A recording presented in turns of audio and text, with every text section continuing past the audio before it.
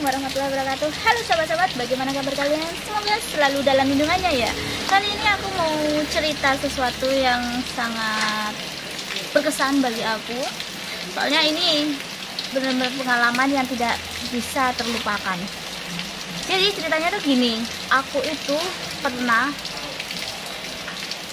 pas keluar kota hampir kecopet, hampir kena tabrak bis, terus kena hipnotis, terus aku dapat tiket gratis, terus aku dapat minuman gratis. Wah, complicated banget pak. Akan aku ceritakan secara detail, tapi sebelum aku cerita ke pengalaman aku itu, aku mau ngasih tahu nih, kalau kalian mau beli mobil, langsung aja hubungi aku karena di sini mobil-mobilnya cukup berkualitas, harga cukup terjangkau, nggak usah sungkan-sungkan, tanya-tanya aja dulu, nggak apa-apa, gratis. Dan di sini kita juga melayani terkait perpanjang dan cabut berkas. Nah, untuk lebih detail kalian bisa cek di kolom deskripsi untuk menghubungi via telepon atau WA. Nggak usah sungkan-sungkan, tanya-tanya aja dulu, gratis. Lokasinya itu ada di Kencong, Jember. Nah, buat sobat-sobat kalau mau tahu lebih detail, kalian juga bisa cek di channel YouTube-nya Ahmad Faisal. Sini. Nah, kebetulan dia ownernya langsung pemilik jual beli mobil di Kencong ini.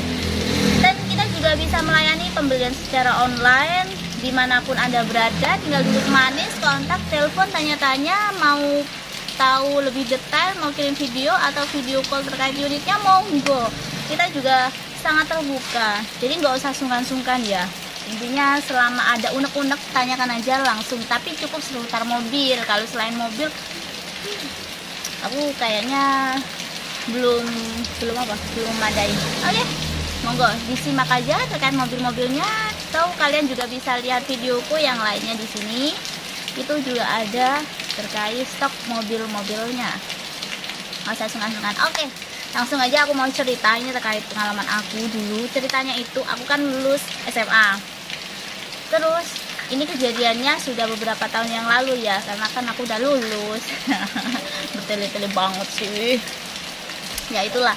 Ya, jadi ceritanya waktu itu kalau nggak salah setelah Lebaran, aku berangkat ke Pare naik bis.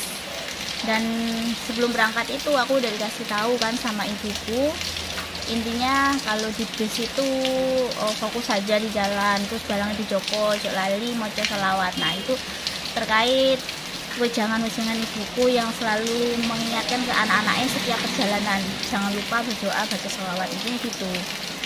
Terus kalau perjalanan aku udah berangkat dari Jember ke Surabaya, ke Bungurasi. Nah dari Bungurasi itu kan aku sendiri dari rumah biasa. Apaan sih? Dari Surabaya itu ke Bungurasi, itu bis ke arah Pare kan tidak ada yang langsung. Jadi bisnya itu jam-jaman biasa itu ya setiap 1 jam sekali. Terus karena waktu itu bisnya barusan berangkat, akhirnya aku ke belakang langsung cari bis Pare, duduk di situ. Setelah itu aku duduk di baris pertama karena baris kedua karena baris pertama kan sudah ada orangnya. Ya, aku duduk di pinggir jendela. Terus ambil kursi yang ada 2 kan, di situ kursinya kan ada 3 biasanya kan gini. Tapi aku suka yang ambil 2 ini, soalnya kan biar nggak sumpek. Aku duduk pinggir jendela.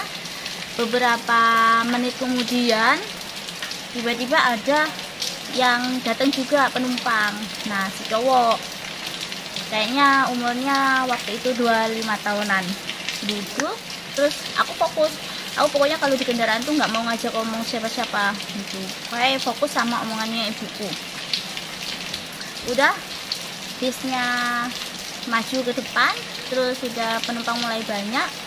Nah masnya itu mulai ngajak ngomong, tapi aku gini, setiap aku mau ngomong aku nggak mau natap wajahnya karena ini tempatnya bukan wilayahku, jadi aku nggak berani kan, apalagi aku nggak kenal sama orangnya. Dia nanya dari mana, terus mau kemana, terus pokoknya detail banget lah. Terus hingga akhirnya lama perjalanan, bisnya udah mulai jalan. Masnya beli air aqua asli, masih dikasihkan ke aku. Dan aku gini kan, aku takut dong, tapi firasatku udah enak banget.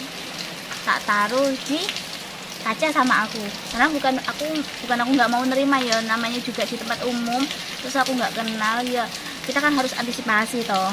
Jadi akunya tuh tak taruh di jendela, orangnya sambil ngajak omong. Terus biasanya Pak Kernet itu datang buat mintain itu bayar tiket. Lah pas aku mau ngeluarin uang, mas yang ada di sampingku itu malah bayarin aku. Bukan, aku tanda tanya, ini ada apa ya? Nguna aku mikirin, mana aku sendirian kan, si bocah. Nah, aku rasa tuh nggak enak, nggak tenang banget. Aku sholawat terus dalam hati itu. Guys, perjalanan udah nyampe hampir Jombang perbatasan sama Pare. Orang itu turun. Terus aku lega banget. Akhirnya orang itu turun, ya Allah. Guys, turun. Terus datang lagi, soalnya datang lagi ada orang masuk. Terus itu juga masih orang, tapi aku serius, aku nggak berani lihat wajahnya karena aku takut kenapa-napa kan. Terus orang duduk di sampingku. Kebetulan bis itu full, sampai orang-orang tuh banyak yang berdiri. Dan sampai di Pare, turun di perempatan. Biasanya kalau orang-orang yang sering di Pare itu pasti paham lah. Yang di kampung Inggris itu pasti kan turunnya di perempatan lampu merah Jalan Brawijaya. Nah, pas aku mau turun, karena aku persiapan aku barang-barang juga lumayan banyak, ada kardus sama tas. Pas aku persiapan mau turun, karena itu ngantri, padahal aku barisnya baris 2. Aku nyampe serut sama ibu-ibu aku tuh dibilang gini, mbak, ini bu, coba dicek barangnya ada yang hilang apa enggak. Tak cek sama aku. Kebetulan aku bawa laptop, ada uang, ada HP, sama beberapa oleh-oleh sama baju. Tak cek, laptop aman, terus uang juga aman, nggak ada ini bu, lengkap apa gitu. Ibu bilang coba cek lagi mbak, dan aku nggak inget kalau yang diambil tuh HP ku. Aku mikirin apa ya yang hilang, soalnya kan kemarin sebelum berangkat itu aku beli HP sama ibuku kan. Langsung aku sadar, ya Allah, HP ku, aduh aku pusing ya, BC ku nengging, dan aku nggak tahu wilayah sini lagi, aduh gitu. Terus biasanya ternyata katanya bapak-bapak kan ada tukang ojek. Iya pak, itu biasanya kemana ya pak? Pak minta tolong pak, anterin saya ke bis itu, kayaknya orangnya belum turun, pasti yang ambil gitu. Langsung wes tasku seketika yang isinya laptop sama uang sama kardus tak turunkan di tanah itu. Aku bilang, pak nitip ya pak ya, pak minta tolong pak anterin saya pak, soalnya kan aku takut banget dimarahin sama ibuku. Soalnya kan HP ini kan tas tuku sih ya. Langsung aku diantar sama bapak. Nah pas kebetulan banget di situ bisnya kan gini, ada tikungan terus pak motor ini langsung, mbak apa yang sini gocelan, ojo tegang, ojo kaget. Kali pas bis gini bapaknya langsung berhenti di depan BC rem dadak ketuk, hampir ketabrak. Ya Allah, rasanya kayak yang di FTV pokoknya aku senangnya dulu FTV kan. Terus aku nggak mikir itu, langsung masuk terus di dalam bis. Pak minta tolong yang tahu HP saya, yang tadi saya duduknya itu di baris kedua situ, tolong dikembalikan. Nggak ada yang ngaku, orang-orang pada bingung kan di dalam bis itu. Terus aku gini, pak please gitu, Allah pak tolong dikembaliin pak. Mari ngono aku malah terus tadi duduk di mana, katanya ibu-ibu itu sama bapak-bapak rame di situ, masih ada yang berdiri kan. Duduk di situ baris kedua, tak titeni mas itu ya, bajunya kebetulan baju lorek-lorek. Gak ngaku, orang itu diam pura-pura bingung. Terus aku sadar banget kan, tak titeni gerak-geriknya, dilihat kayaknya dia habis ngeluarin sesuatu dari celananya, ditaruh gitu.